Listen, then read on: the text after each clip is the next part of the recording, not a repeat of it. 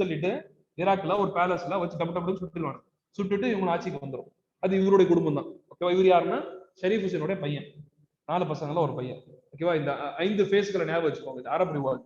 இந்த Arab revolt எப்ப ஆரம்பிக்குதுன்னா June 10, 1916.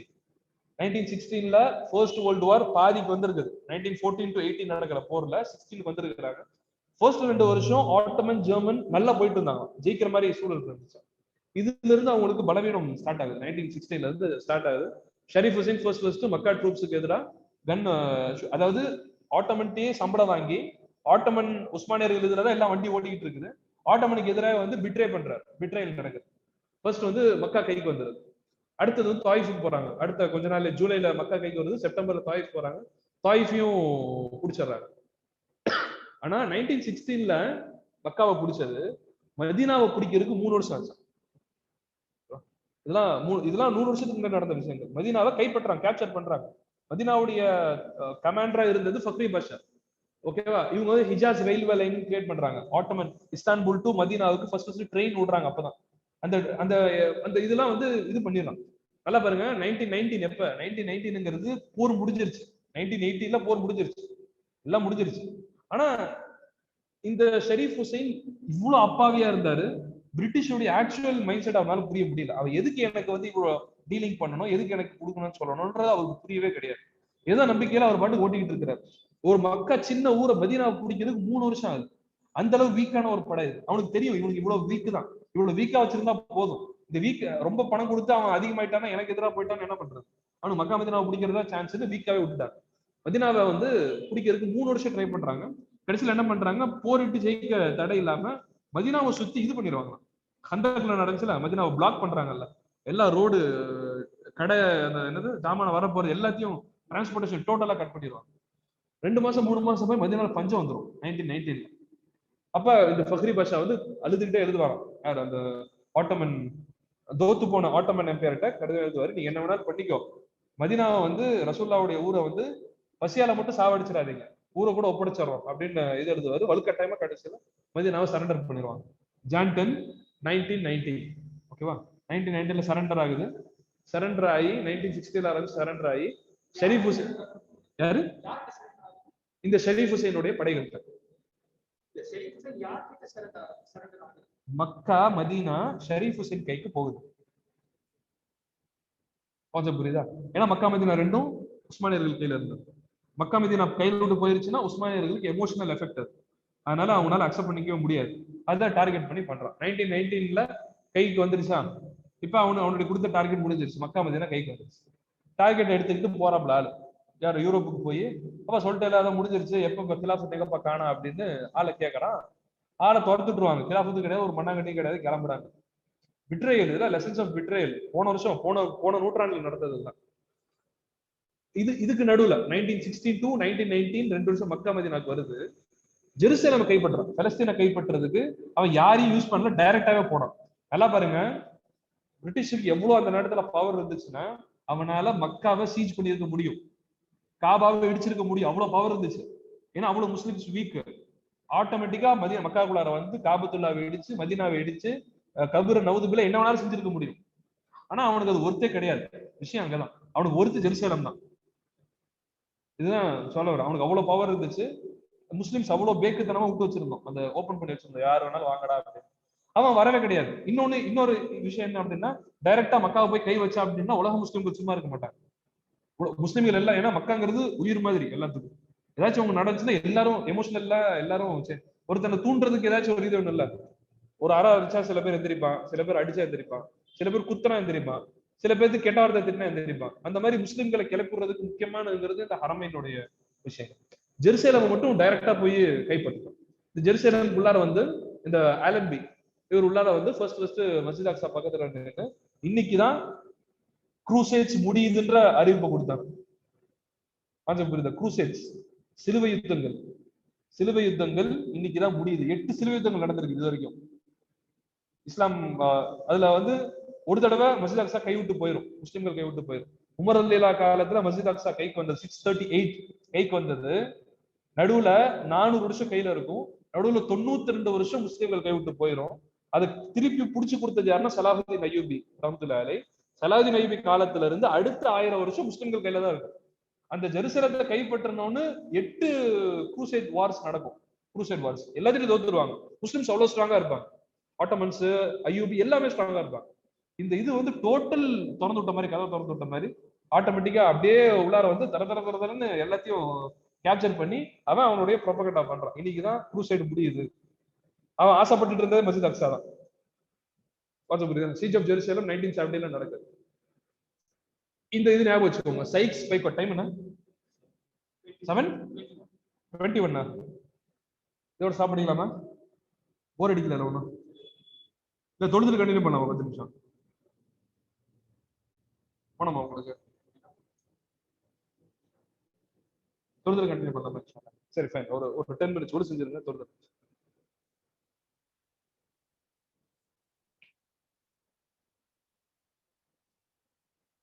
அஸ்ஸலாமு ஜி தொழுகிறோம். ஸ்டார்ட். ஓகே. இது வரைக்கும் அந்த ஷரீஃப் ஹுசைன் பத்தி பார்த்தோம். ஷரீஃப் ஹுசைன் விட்ரே பண்ணிடுறாரு. அரப் ரெவல்யூஷன் இருக்கு. பிரிட்டிஷ் வந்து அவருக்கு வாக்கு கொடுக்குற நேரத்துல சிரியா டு யமன் வரைக்கும் அரபிக் காலிஃபேட் கொடுக்கணும். அவன் உள்ளத்துல இருந்த பிளான் வந்து சைக்ஸ் பீகாட் அக்ரிமெண்ட். இது கூட்டுத்தலவாணி சுருக்கமா சொல்லணும்னா பிரிட்டனும் பிரான்ஸும் அவங்க உள்ளார ஒரு பிளான் போட்டுக்கிட்டான். சைக்ஸ் வந்து பிரிட்டிஷ்காரங்க, பீகாட் இருக்காங்க பிரெஞ்சு, 2 பேரும் பிளான் போட்டு அசல் பார்ட்டிஷன் இப்படிதான் பண்ணணும்னு அவனுடைய மனசு பிளான். இந்த பேர் ஒத்துக்கிட்டு சொலப்பிடும். சொலப்பினா ஆட்டோமேட் வீழ்ந்துடும். வீழ்ந்து வர கண்ட்ரிஸை இப்படிதான் பிரிச்சுக்கணும் அப்படின்னு அவன் பிளான் போட்டுட்டான். பிரான்ஸும் பிரிட்டனும் பிரிச்சுக்கிட்டாங்க. அதாவது களவாண்டு போய் நைட்டு பங்கு வைக்கிற மாதிரி இப்பெல்லாம் பங்கு வைக்கணும் பிரிச்சுக்கிட்டாங்க. ஜோர்டன், ஈராக், பிரிட்டிஷ், சிரியா, இந்த டர்க்கியுடைய பாதி வந்து இது கண்ட்ரோல் ஆகும், பிரெஞ்சு கண்ட்ரோல் ஆகும், அது ரஷ்யா கண்ட்ரோல் ஆகும். அப்புறம் வந்து இது கீழே இருக்கிற அங்காரா பகுதி வந்து இட்டாலியன் கண்ட்ரோல் ஆகும். ஜெருசலம் மட்டும் இன்டர்நேஷனல் கண்ட்ரோல், அதை வந்து இன்டர்நேஷனல் ஜோனா அறிவிச்சு அப்படிங்கிறது அவனுடைய ஆக்சுவல் பிளான். இதை மனசுல வச்சுக்கிட்டுதான் அவன்கிட்ட யாரு ஷரீஃப் ஹுசைன் வந்து இப்படி பண்ணி உனக்கு கொடுத்துறேன்னு ஒண்ணுமே நடக்கல. ஏன்னா இந்த விஷயம் ஷரீஃப் ஹுசைனுக்கு துரோகம் செஞ்சதுக்கு பின்னாலதான் தெரிய வருது. இது முன்னாடியே தெரிஞ்சிருந்தா ஆளு போஸ்ட் பண்ணிட்டு உஸ்மானியருக்கு சப்போர்ட்டா தான் இருந்திருப்பாரு. எதுவுமே யோசிக்கல. டோட்டல் சேஞ்ச் ஆயிருக்கு.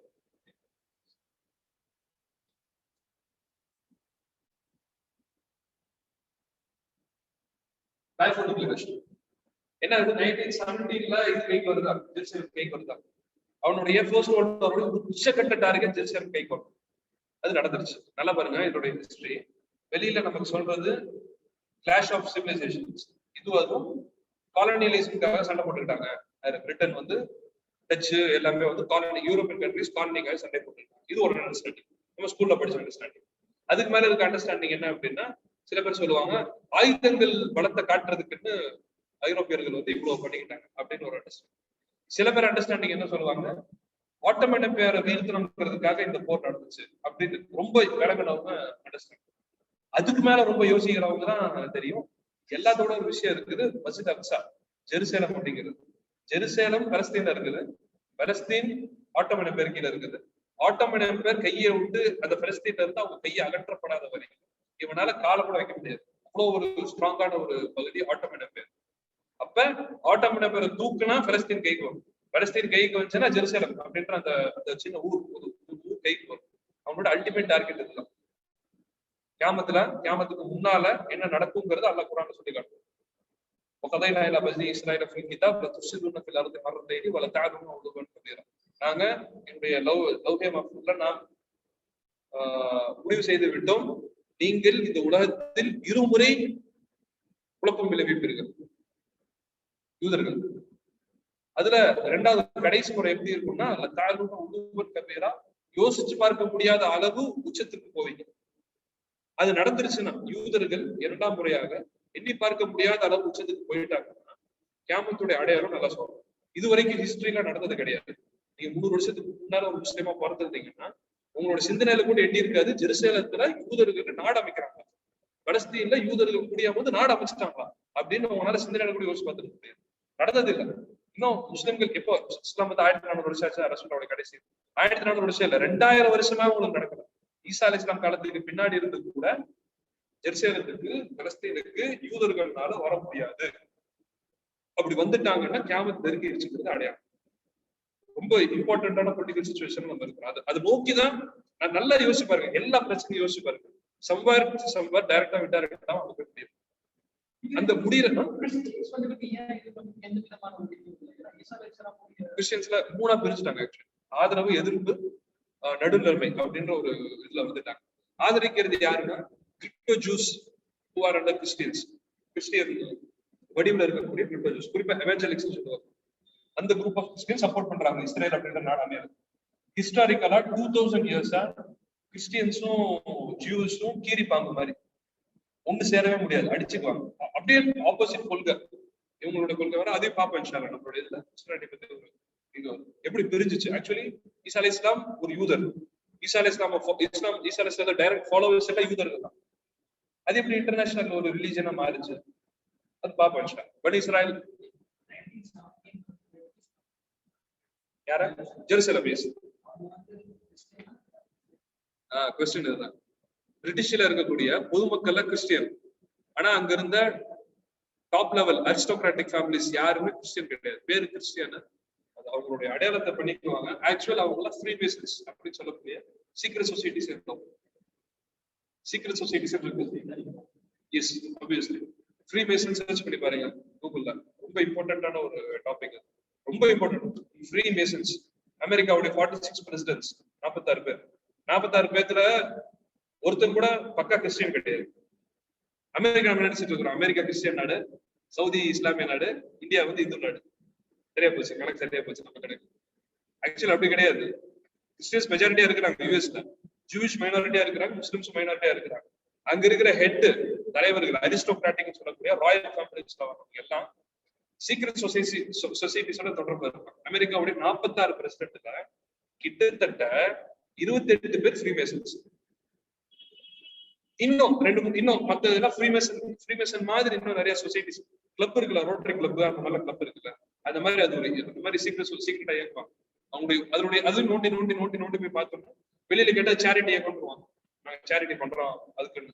எல்லாரும் பார்த்தா சைத்தான வணங்குறதுக்கான இது நான் போயிருக்கேன், சொசைட்டிஸ் நான் போயிருக்கேன் டெல்லியில இருக்கு. டோட்டல் அதுவும் குரான் அடிப்படையில் நடக்குது. குரான் அல்ல, இதுதான் சொல்றேன், இன்டர்நேஷனல் பாலிடிக்ஸ் குரான் சொன்ன மாதிரி தான் நடந்துட்டு இருக்கு. நம்ம அது புரிய முடியல. நம்ம அது குரானுடைய இது விளங்காததுனால நியூஸ் பேப்பர் தான் முக்கியம் நினைச்சுக்கோம். நியூஸ் பேப்பர்ல வர செய்திகள்லாம் ஓகே, குரானை பத்தி நமக்கு அது கான்சென்ட்ரேஷன் வரவே கிடையாது. சும்மாவா சொல்லி இருக்கிறான்ல, குரான்ல எல்லாமே இருக்குதுங்க, எல்லாமே இருக்குது. பாலிடிக்ஸ் வரைக்கும் இன்னைக்கு இருக்கு, கம்யூனிசம் வரைக்கும் குரான்ல பேசப்பட்டிருக்குன்னா டைரக்டா எல்லாம் சொல்லல. 1800 கால் மார்க்ஸ் சொல்லுவாரு கம்யூனிசம் சொல்லுவாருல, சொல்லப்பட்டான். ஃபேஸ்புக்ல சர்ச் பட்டன் அழுத்தணும், சர்ச் பண்ணணும், சொல்லப்பட்டான். ஒரு ஒரு ஒரு புள்ளி இருக்கும், அந்த புள்ளியில இருந்து அப்படியே இழுக்கலாம் ஃபுல்லா வந்து அதனுடைய விளக்கங்கள்.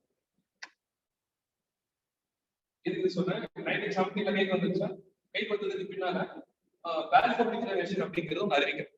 லார்ட் பால்ஃபோர் அப்படிங்கிறவன் மறைச்சு வச்சிருந்த உள்ளத்துடைய ஆசை, அவனுடைய ஆசை ஒரு கடிவில் எழுதி கொடுக்குறான். Lord Rothschild, dear Lord ராத்ஷைல்ட்.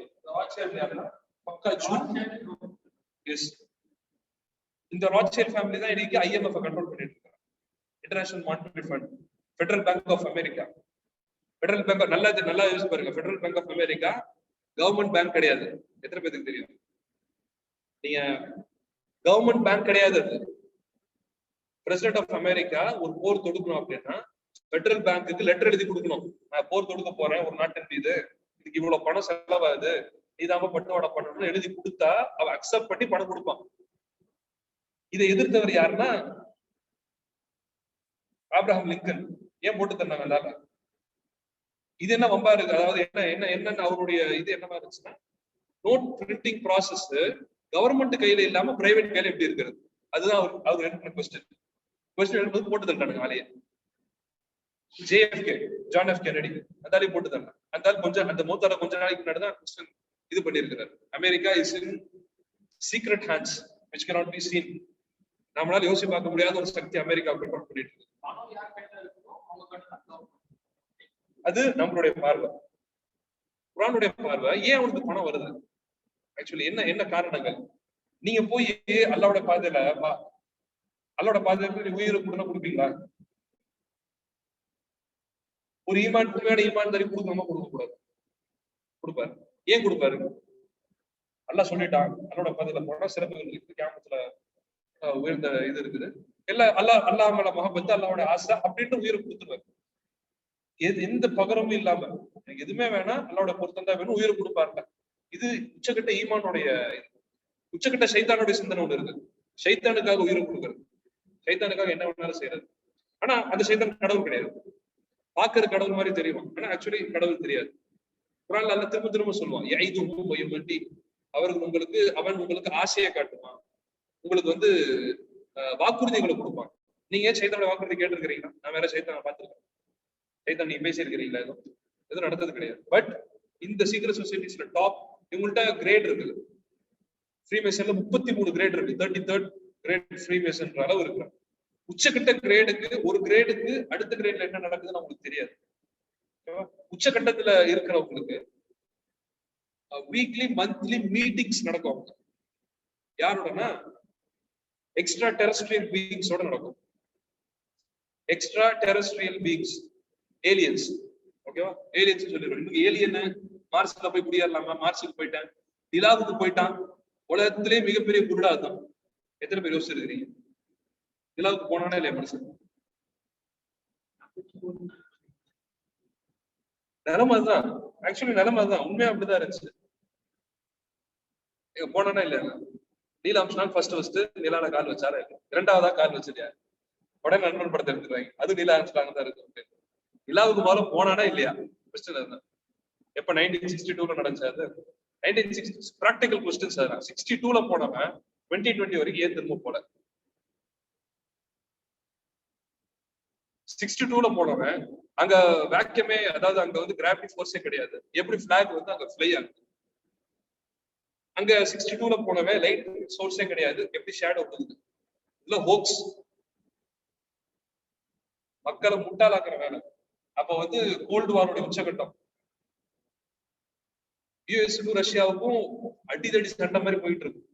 அப்ப வந்து ஒரு கெத்த காட்டுறதுக்கு அமெரிக்கா ஒரு அழுத்தம், நீ என்ன வேணா, நான் வந்து இதுக்கே போயிட்டேன், நிலாவுக்கே போயிட்டேன். இவன் அதுக்கு மேல ஒரு சீனை போறான், நானும் நிலாவுக்கு போயிட்டேன்னு பண்ண. 2 பேரும் பண்ணாங்க. ஃபெயிலியர் அது ஆக்சுவலி ப்ராடக்ட். நல்லா பாருங்க, 1962 தமிழ்நாட்டுல அப்புறம் திராவிட கழகங்கள் வந்துகிட்டு இருக்குது. கல்வி அறிவு முக்காவாசி பேருக்கு கிடையாது, எழுத படிக்க தெரியாது.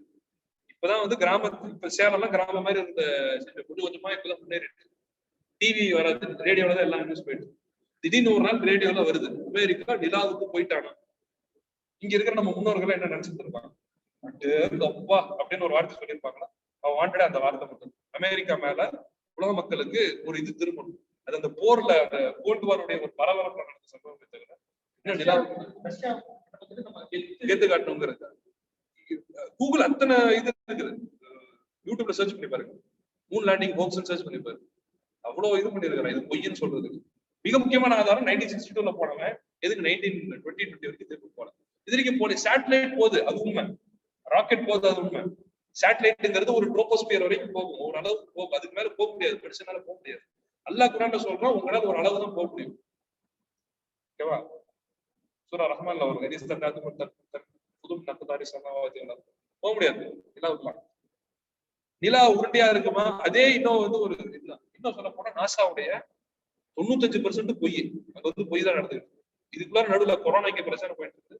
மார்ஸ்ல இறங்கிட்டானா, மார்ஸ் வந்து போட்டோ பிடிச்சிட்டானா, அங்க இதை இறங்கிட்டானா, எல்லா மக்களை வந்து நல்லா பிராக்டிகலா யோசிச்சு பாருங்க. இதெல்லாம் நம்ம வந்து ஃபுட், அதாவது இது சயின்ஸுக்கே எடுத்து கொஸ்டின் கேட்கற மாதிரி.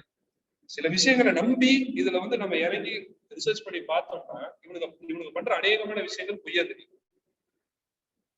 ஏன் இந்த ரிசர்ச் பண்ண? மார்ஸுக்கு போய் அவன் என்ன பண்ண போறான்? மார்ஸ்ல தண்ணி இருக்குது, இவன் நிலாவுக்கே முதல்ல போல, மார்ஸுக்கு எங்க போறான்? அதுதான். இன்னும் சொல்ல போனா அந்த எக்ஸ்ட்ரா டெரஸ்ட்ரியல் பீயிங்ஸ், ஏலியன்ஸ் பத்தி, யூஎஃப்ஓ, அன்ஐடென்டிஃபைட் ஃப்ளையிங் ஆப்ஜெக்ட்ஸ், பறக்கும் தட்டுகள், இதெல்லாம் வந்து 1950s 60s உடைய ஹாலிவுட் ஸ்கிரிப்டா இருந்துச்சு. பட் சில ரியாலிட்டிஸ் இருக்குது அதுல. அமெரிக்கன் கவர்மெண்ட் வெளியில சொல்ல மாட்டாங்க. Actually something they are trying to create some connections with their extraterrestrial beings. அப்ப எக்ஸ்ட்ரா டெரஸ்ட்ரியல் என்னங்க? குர்ஆன் அடிப்படையில் எக்ஸ்ட்ரா டெரஸ்ட்ரியல் ஒண்ணுதான் இருக்கு, அது ஜின்னு தான். குர்ஆன் அடிப்படையில பீயிங்ஸ், அந்த ஜின்னு வந்து இவன் சொல்ற மாதிரி ஏலியன், இந்த மூணு விரல், நீளமான கண்ணு, அப்படிலாம் இவனோட கற்பனை சொல்லி இது வளர்ந்தோட திரும்ப வந்து ஜின்கள் பத்தி வர, ஜின்கள் பத்தி உலகத்துல எந்த ரிலீஜன் இவ்வளவு தெளிவா ஜின்களை பத்தி ஒரு டிஸ்கஸ் பண்ணது கிடையாது. குரான் டிஸ்கஸ் பண்ணது, ரசூல் டிஸ்கஸ். ஜின்கள்னா என்ன, அவங்களோட பிராக்டிகல் என்ன, அவங்களோட டைமென்ஷன் என்ன, அவங்க எப்படி வாழ்றாங்க தெளிவா அல்ல குரான் கொடுத்து வைப்போம். நாம என்ன நினைச்சுக்கிறோம், இந்துஸோட பழகி பழகி ஜின்னா பேய் நம்மள வந்து அடிச்சு போட்டுக்கிறோம். இருக்கு இந்த சிபத்துல இருக்குது. ஆனா ரியாலிட்டி என்ன, ஜின்னு நம்ம மாதிரி ஒரு படைப்பு தான். இன்னும் சொல்ல போனா ஜின்னை விட நான் தான் சிறந்தவன். அல்லாஹ் ஆதமுக்கு தான் சஜ்தா செய்ய சொன்னான். யாரு, ஜின்னையே சஜ்தா, ஜின் இப்லீஸ் என்ற ஜின்னையே ஆதமுக்கு சஜ்தா செய்ய சொன்னான்னா மனுஷனை விட ஜின்னை விட மனுஷன் தான் சிறந்தவன். இந்த கான்செப்ட் ஆக்சுவலி வளரணும். ரொம்ப போகும் திருப்பி திருப்பி போயிட்டு இருக்கு. எதுக்கு சொல்ல வந்தேன்னா, இந்த ராட்சைல்ட் பத்தி சொல்ல வந்து, ராட்சைல்டுக்கு பிளாட்ஃபார்ம் வந்து பெடுதல் இருக்கிறது. நீங்க சொன்ன மாதிரியே காரியத்தை செஞ்சிட்டோம். நிச்சயமா பெலஸ்தீன்ல வந்து, குறிப்பா பெலஸ்தீன்ற ஊர்ல ஜூவிஷ் ஹோம்லேண்ட் கிரியேட் பண்ணப்படும், நான் வாக்குறுதி கொடுக்குறேன் அப்படின்னு லார்ட் பால்ஃபோர், லார்ட் மவுண்ட்பேட்டன் இருந்த மாதிரி அங்க பெலஸ்தீனுடைய பகுதிக்கு லார்ட் பால்ஃபோர் வாக்குறுதி கொடுக்குறேன். இந்த ரெண்டு இருக்குதான் சைட்ஸ் பை லார்ட் பால்ஃபோர். இந்த அரபு ரிவால்ட்ல மக்கா மதீனா கைப்பற்றுறது பின்னால ஷரீஃப் ஹுசைன் தூக்கிட்டு வராரு. தூக்கிட்டு வந்து என்னப்பா சொன்னா, அரபு கிலாஃபத்தை ஒன்றும் கொடுக்க மாட்டேங்கிறேன் என்னன்னு. அந்த இந்த ரெண்டு தூக்கி காட்டுறான். நீ என்னடா வேணா என்கிட்ட வந்து கேட்குறது, நான் போட்ட பிளானே இது, நான் போட்ட ஸ்கெட்சே வேற, நீ சம்மந்தம் இல்லாம மாட்டிக்கிட்ட. சைக்ஸ் பை காட்ட தூக்கி காட்டுறான், பால்ஃபோர் டிக்ளரேஷன் தூக்கி காட்டுறான். அவன் எப்ப வந்து காட்டுறான், 1919ல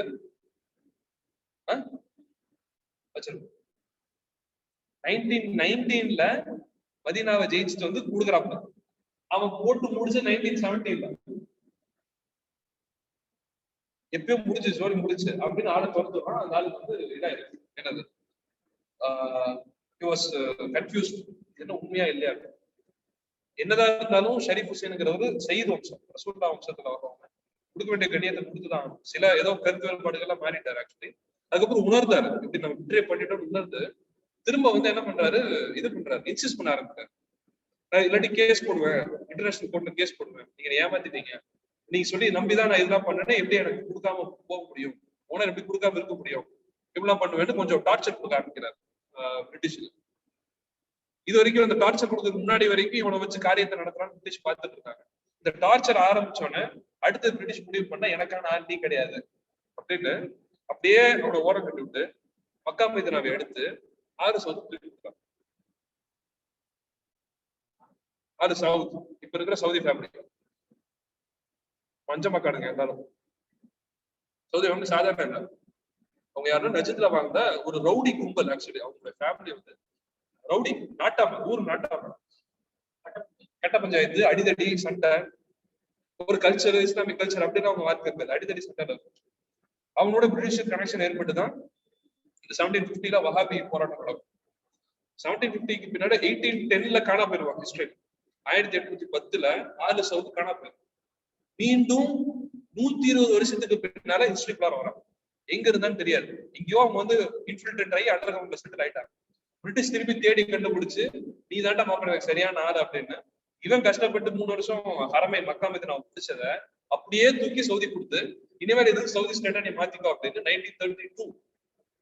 1925ல கையில கொடுத்தா 7 வருஷம் இது பண்ணி மக்கா மதீனாவோட சேர்த்து இந்த பகுதி எல்லாம் சுத்தி எல்லாத்தையும் பிடிச்சு, இப்ப இருக்கிற ரியாது எல்லாத்தையும் சேர்த்து பிடிச்சு மம்லக்கத்துல் அரபியத்து சவுதியா, the kingdom of Saudi Arabia அப்படின்றத ஸ்டார்ட் பண்ணிட்டாங்க. அன்னையில இருந்து இன்னைக்கு வரைக்கும் பிரிட்டிஷ் கைக்கூலி. பிரிட்டிஷ் போனதுக்கு பின்னாடி அமெரிக்கா கைக்கூலி. இப்ப இவர் இருக்கிறனா யாரு, இவர் சல்மான் இருக்கிறப்ப முகமது பின் சல்மான். சல்மான் அத்தா யாரு, இது முகமது அத்தாவோட யாரு சல்மான். சல்மானோட அத்தா யாரு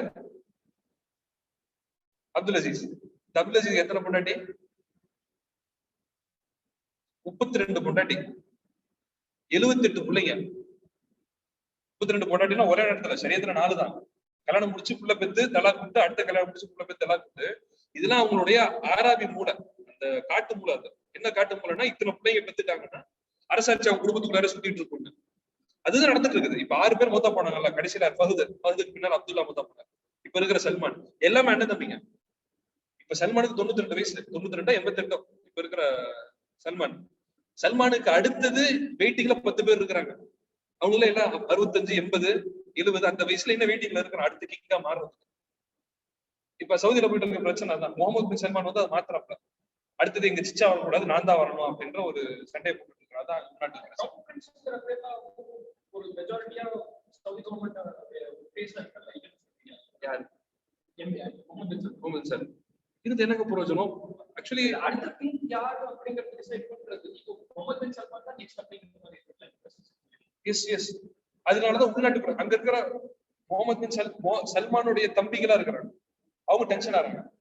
அசல் நம்ம குடும்ப பழக்கம் அண்ணன் மூத்த கூட தம்பி தான் வரணும், இது பையன் வரணும் அப்படிங்கிறது ஃபர்ஸ்ட் இது வரைக்கும் 70 வருஷமா 50 வருஷமா நடந்ததே கிடையாது. நல்லா பாருங்க, நல்லது. முகமது அப்துல் அசீஸ் மோத்தா பண்ண 45லயும் 48லயும். அதுக்கு பின்னால யாரோ 2 பேர் இருந்தாங்க. ஃபைசல் வந்தாரு, ஃபைசலுக்கு பின்னால இன்னொருத்தர், அதுக்கப்புறம் அப்துல்லா, கிங் ஃபஹதுக்கு பின்னால அப்துல்லா. இந்த ஃபைசல் மட்டும் தான் கொஞ்சம் துணிவா இருந்தாரு. அமெரிக்கா வந்து பலஸ்தீன ரொம்ப அநியாயம் பண்ண நடந்த இஸ்ரேல கொஞ்சம் மிரட்டினார், ரொம்ப பண்ணீங்கன்னா பெட்ரோல் இதை ஸ்டாப் பண்ணுவாங்க மிரட்டி 2வது வருஷம் அசாசினேட் பண்ணாரு, போட்டு தட்டார். இவ்வளவு ஸ்ட்ராங்கா இருக்கிறான் அவனுடைய இது பண்றதுக்கு. சைத்தானுடைய தொடர்புல இருக்கிறவங்களுக்கு அதுதான் மேட்டர் ஆக்சுவலி. இது பாருங்க, இதுதான் ஆக்சுவல் ஆட்டோமன் ப்ராவின்ஸ் 1916ல இவரு உடைக்கிறதுக்கு முன்னாடி இது ஆட்டோமனா இருந்தது. 18 to 1925 இந்த ஆளுடைய கேப்சர் பண்ணி மக்கா மதீனா இது மட்டும் யார் கைக்கு வருது? ஷரீஃப் ஹுசைனுடைய கைக்கு வருது. ஷரீஃப் ஹுசைன் வம்பு பண்ணதுக்கு பின்னால 1925 6 துரத்துட்டு இவன் கஷ்டப்பட்டு ஷரீஃப் ஹுசைன் கஷ்டப்பட்டு பிடிச்ச மக்கா மதீனாவை தூக்கி அப்படியே 6 சவுது கொடுத்து இந்த ஆளை திறந்து விட்டாங்க. எங்க திறந்து விடுறாங்கன்னா 3 நாட்டுக்கு திறந்து விடுறாங்க. எந்த 3 நாடுனா ஜோர்டன், சிரியா, ஈராக். 3 நாடை பிச்சை போட்டான். அதாவது அந்த ஆள் போய் இன்சிஸ்ட் பண்ணிட்டே இருந்தார்ல, கேஸ் போடுவேன் கேஸ் போட்டதுக்கு அவன் வந்து 3 நாடை வந்து பிச்சை போட்டான்.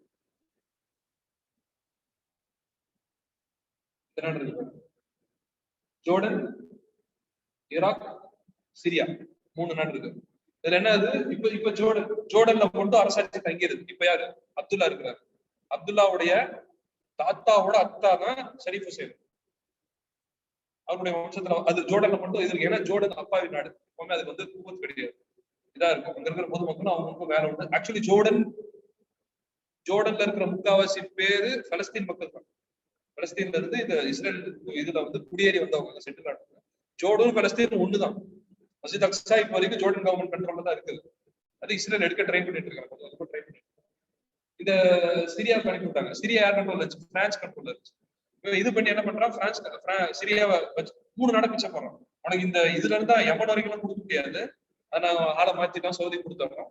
உனக்கு வந்து 3 நாடை கொடுத்துறோம்னு ஈராக், சிரியா, ஜோர்டன் கொடுக்குறான். ஜோர்டன்ல மட்டும் தங்கிருச்சு. சிரியான்னு வந்து பிரான்ஸ் கண்ட்ரோல்ல இருந்து கொடுத்துட்டான். பிரான்ஸுக்கு பிடிக்கல சிரியாவை கொடுக்கறது. கொடுத்துட்டு 20 நாள்ல பிரான்ஸ் கவர்மெண்ட் திருப்பி துரத்து விட்டுறாங்க. இந்த ஆள் வந்து ஆட்சி செய்யறதுக்கு தகுதி இல்லைன்னு. ஊர் மக்கள் எல்லாம் ஒத்துக்க மாட்டேங்கிறாங்க, மக்கள் வந்து கிளர்ச்சி பண்றாங்க அப்படின்னு பொய்யா ஒரு பிம்பத்தை கிரியேட் பண்ணி சிரியால துரத்து விட்டுறாங்க. யாரு? அப்துல்லாவுடைய இன்னொரு பையன், ஷரீஃப் ஹுசைனுடைய இன்னொரு பையன். அந்த ஃபைசல், கிங் ஆஃப் சிரியா. அந்த ஃபைசல் எங்க வந்து செட்டில் ஆறாம சிரியால இருந்து வந்து ஈராக்ல திருப்பியும் செட்டில் ஆகுது. ஈராக்ல செட்டில் ஆகிதான் 1958 வரைக்கும் ஒரு குடும்பம் குழந்தைங்களா இருக்குது. அது மன்னராட்சி தான் போயிட்டு இருக்கு. ஜோர்டன்ல இப்ப மன்னராட்சி மாதிரி, ஈராக்லயே மன்னராட்சி போது 1958ல சுட்டு தள்ளி அங்க வந்து டெமோக்ரஸி வந்து பார்ட்டி சிஸ்டம், voting சிஸ்டம் 1958ல. இதுதான் ஹுசைனுடைய 4 பசங்க. அலி வந்து ஹிஜாஸ் இந்த அரசரா இருந்தாரு. அப்துல்லா, ஃபைசல், ஜெயிதுக்கு வந்து ஒண்ணுமே இல்லை, அவருக்கு வந்து ஒண்ணுமே கொடுக்காம இந்த ஃபைசல். இது எங்க எடுத்த போட்டோம்னா பிரான்ஸ்ல எடுத்த போட்டது. பிரான்ஸ்ல வந்து இந்த மாநாடு நடந்து கடைசி 3 நாட்டை பிச்சை போறோம்னு சொல்லி இவ்வளவு பிரச்சனை நடந்து இது ஒரு யாரோ ஒரு யூரோப்பியன் ரைட்டர் எழுதுறாரு. Sharif Hussain, now king of Hijaz, followed events in Syria, Palestine and Iraq with a deepening sense of betrayal. அப்பதான் புரியுது, ஆஹா தேவையில்லாம இந்த வாய் பண்ணி. He had copies of every letter exchanged with Sir Henry Beckman. Beckman தான் dealing பேசினாப்ல, உனக்கு பண்ணி கொடுக்குறேன். எல்லா லெட்டர் காப்பியும் இருக்குது. And felt the British had broken every promise they had made. Having aspired to be the king of Arabs, Hussein was now confined to the Hijaz and wasn't even secure there. A rival monarchy in Central Arabia led by Abdul Aziz al-Saud, better known in the West as Ibn Saud, threatened to overrun Hijaz. To add insult to injury, Ibn Saud enjoyed a treaty with Great Britain and received a generous monthly stipend from the British treasury. Sharif கொடுத்திருந்த எல்லா ஆதரவையும் அப்படியே தூக்கிட்டு 6 Saudi கொடுத்துட்டான். அந்த இன்னைக்கு வரைக்கும் மஞ்சமாக்க மூலையில தான் இன்னைக்கு மூளை வேலை செஞ்சுட்டு இருக்கு. 6 சவுது வேலை செஞ்சுட்டு இருக்கு. இவங்க பாவம், இவங்களுடைய கூவத்தை எடுத்துட்டான், சக்தி எடுத்துட்டான். இவங்களால சக்தியே ஆசை இருக்குது. ரசூல்லா வம்சம் என்ன இருந்தாலும் அந்த ஈமானிய இது இருக்கும். ஆனா அது வெளிப்படுத்துற கூவத்து இல்ல, கையில கூவத்து கிடையாது. ஓகேவா? இப்படி சென்டர் பண்ணி வச்சிருக்கிறானுங்க அரபு நாடுகள். After 4 centuries united in a multinational empire under Ottoman Muslim rule, the Arabs found themselves divided into a number of new states under British and French domination. அரப்ஸ்னால இப்படி ஒரு சிச்சுவேஷன் யோசிச்ச பார்க்க, தனித்தனி நாடுகளா இருக்கணும் யோசிச்சு பார்க்க முடியாது. 100 வருஷத்துக்கு முன்னாடி வரைக்கும் சிங்கிள் ஸ்டேட், ஒரே நாடா இருந்தது. பிரிச்சு சின்னாபின்னமாக்கி சின்ன சின்ன சின்ன நாடா பண்ணி பாஸ்போர்ட் விசா எல்லாத்தையும் கொடுத்து அரப் அந்த மிடில் ஈஸ்ட் பகுதியில divide and rule concept Israel சரிக்கும். என்ன சொல்ல போனா அந்த ஆட்டோமேன பேரை உடைச்சாங்களா, உடைச்சது மூலியமா எத்தனை கண்ட்ரிஸ் உருவாயிருக்கும் சொல்லுங்க? 65 டோட்டல். இப்ப இருக்கிற 65 கண்ட்ரிஸ் பிரிஞ்சு இருக்கிறது முதல்ல ஒரே நாடா இருக்கும், single Ottoman empire, free to go anywhere. Ethnicity maintain பண்ணுவாங்க, அந்த ஊரோட எத்னிசிட்டி மெயின்டைன் பண்ணுவாங்க, கண்ட்ரோல் ஃபுல்லா ஆட்டோமேன். இஸ்லாமிக் எம்பையர் குர்ஆனுக்கு முக்கியம் இருக்கும், ஹதீஸ் முக்கியம் இருக்கும், இது இருக்கும், சென்ட்ரல் சிஸ்டமா இருக்கும், மதரசா தனி, இமாம்களுக்கு சம்பளம் எல்லாமே கவர்மெண்ட்ல இருந்து வரும். அந்த சிச்சுவேஷன்ல இருந்தது. It was broken down. இல்லைன்னா இதுக்கு முக்கிய காரணம் அவன் போட்ட பிளானோட அம்மானுங்க நமக்கு போட்ட புரியாம, தீனுக்கு முன்னேல நேஷனலிசம் வந்துருச்சு, தீனுக்கு முன்னேல பணாசை வந்துருச்சு, எல்லாத்துலயும் வச்சு ஆளுங்க வந்து சின்ன பண்ணி அது இருக்கிற வரைக்கும் இன்னைக்கு வரைக்கும் ஒண்ணுமே நம்மளால ஆக்சுவலி செய்ய முடியாது.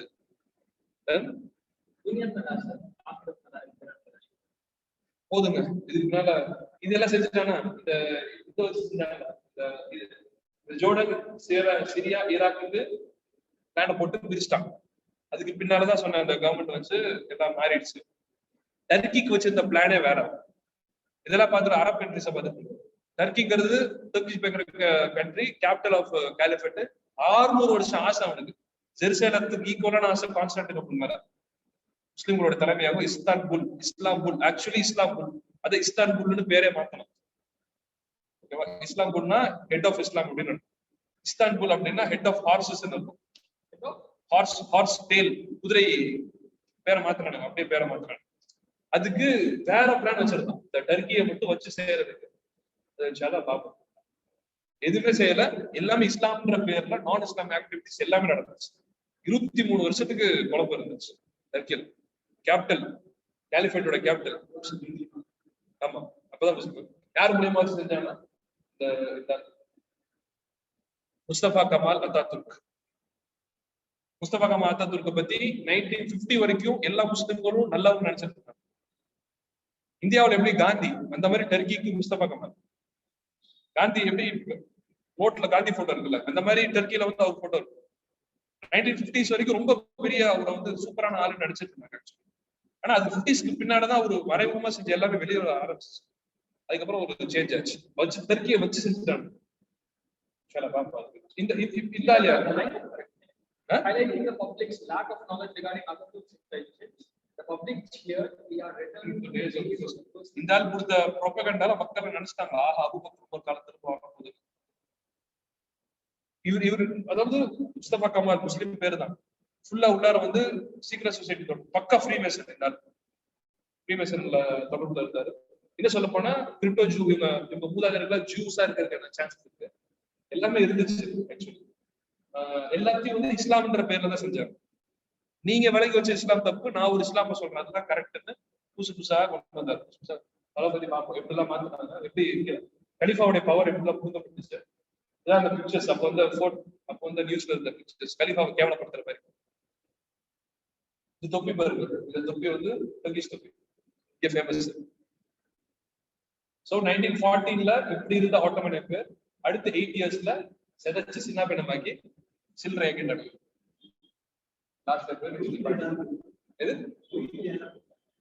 குவைத் ஆறு ராஷித் அப்படின்னு ஒரு, அவங்க நல்லவங்களா இருந்தாங்க ஆக்சுவலி.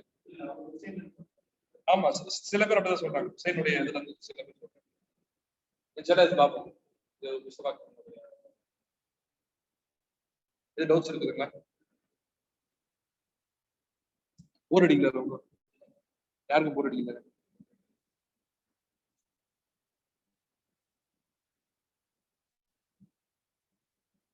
டவுட்ஸ் இருக்குங்களா?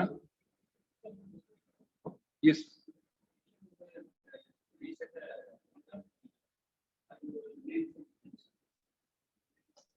ஆன்டிசெமிட்டிசம்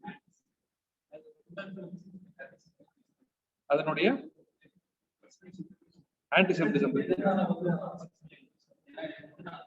ஹிஸ்டரியில வந்து நாம ஸ்கூல்ல படிச்சதுன்னா ஃபர்ஸ்ட் வேர்ல்டு வாரோடைய ஜெர்மனி தோல்வி காரணம் யூதர்கள் அப்படின்ற ஒரு வெறி இருந்தது.